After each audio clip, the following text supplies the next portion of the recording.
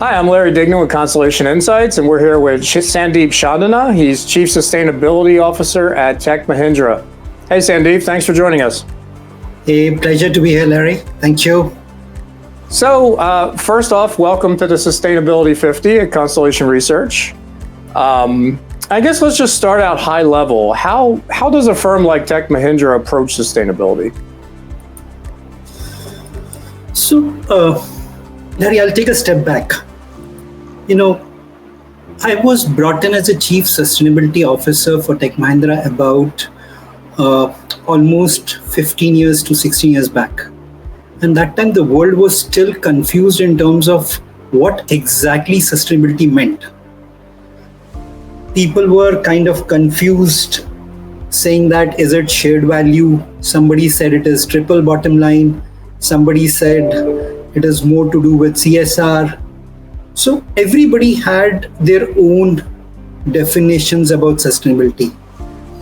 And when I started getting into details, somebody said, you'll have to plant trees. I said it was happy. It was a good thing to do. Somebody said it was to donate, means that more of a charity work.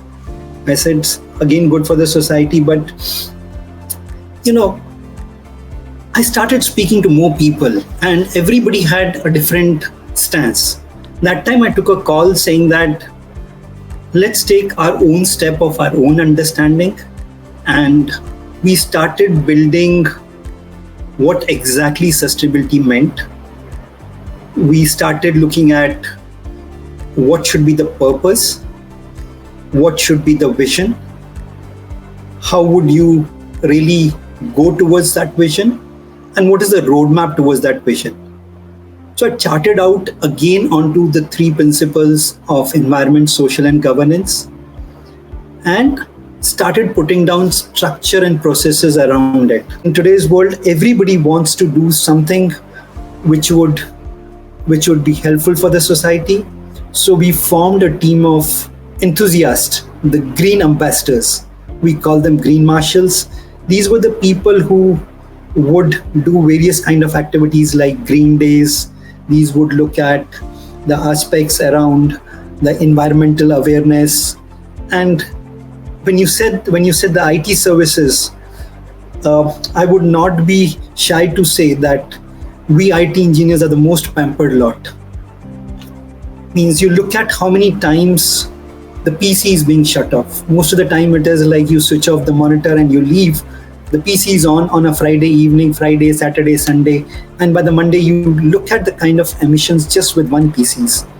And if you have an organization like 150,000 people or 150K people, and if the PCs are on, you could imagine the kind of emissions that would create. Let's zero in on the data aspect. You've been at this a long time. There's, I guess, at what point in the journey did the data become so critical? Because I think the thing I've noticed like the last probably 3 or 4 years, like sustainability has really become aligned with profits and financials, and these numbers actually add up into real bottom line gains. Where I think sustainability a decade ago was more touchy-feely, kind of, more like a little bit of a campaign, I guess, where now it's, supply chain and sustainability to me kind of sound like the same thing. So I guess, when did the data become so important in sustainability? Previously, we used to be going to our CFO saying that these are the aspects which we would want to do. The world has changed now. The CFOs are now coming to the CSO saying that when is it that you would implement the net zero strategy, or when is it that you would say that renewable energy would be at what percentage? Because it is impacting the bottom line.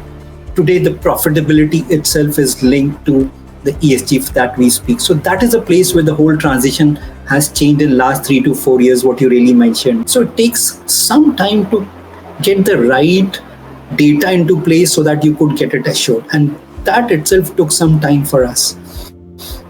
And today, with all the other things that we do, one was about carbon pricing, saying that, now today I don't have to go to someone asking for a funds for green investments. We have a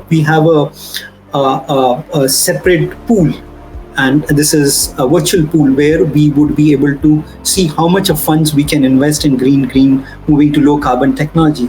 Oh, I was just going to say, so as far as data points go, when you say you've set your benchmarks and you're tracking, a lot of different emissions and things, does that include scope 3? And I guess what's the data strategy for that? Because that looks like that's a whole different, because then you're looking at your suppliers and their suppliers, and it looks a lot more complicated.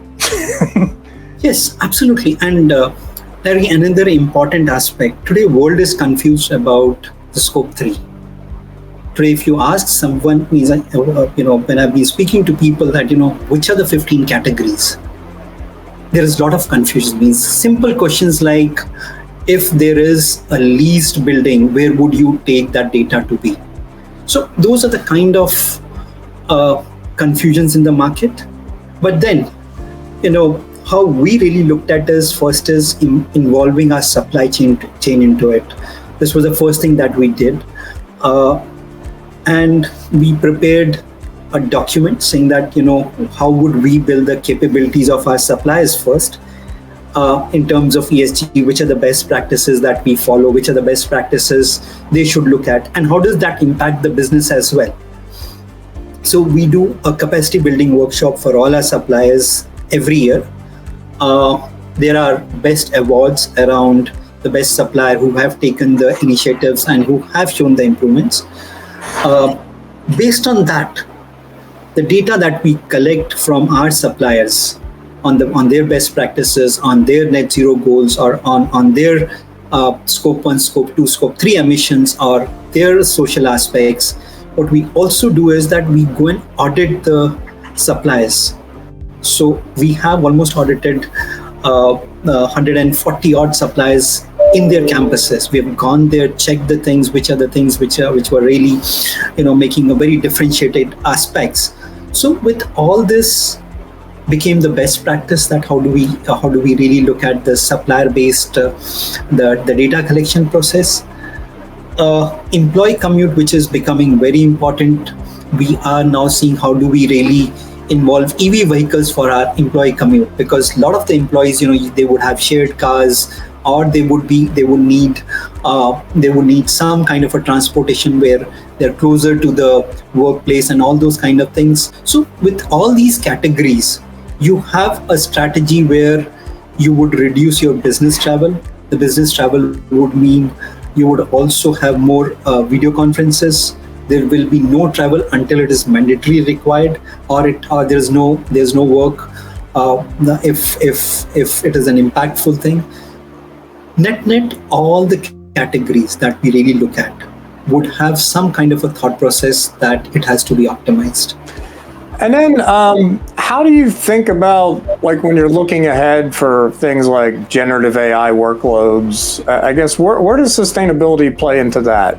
I mean, right now it's just we're taking up a ton of power for training these models and stuff, and I assume at some point it'll even out. But how should companies be thinking about sustainability as it applies to AI workloads? So, very important things. Something like intelligent grid optimization. AI algorithms can analyze data from smart grids and optimize electricity distribution, whether it is reducing waste, improving grid efficiency, dynamically adjusting the power generation and distribution.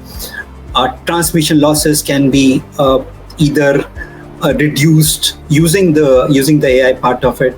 So one part is saying intelligent grid optimization. Second aspect would be, again, sustainable material design. Means generative AI can aid in developing sustainable material by either stimulating or generating novel compositions. So second would be around, say, sustainable material design. Third would be designing energy efficient buildings. Means there are areas where there are energy efficiencies which play a very important role. So until the buildings are designed with energy efficiency, there could be a challenge. AI can play a very major role, like natural lighting, insulation, ventilation, algorithms that can generate or minimize energy consumption and reliance on heating, cooling, or even the artificial lighting systems. So that could be the third aspect. Eco-friendly transportation planning.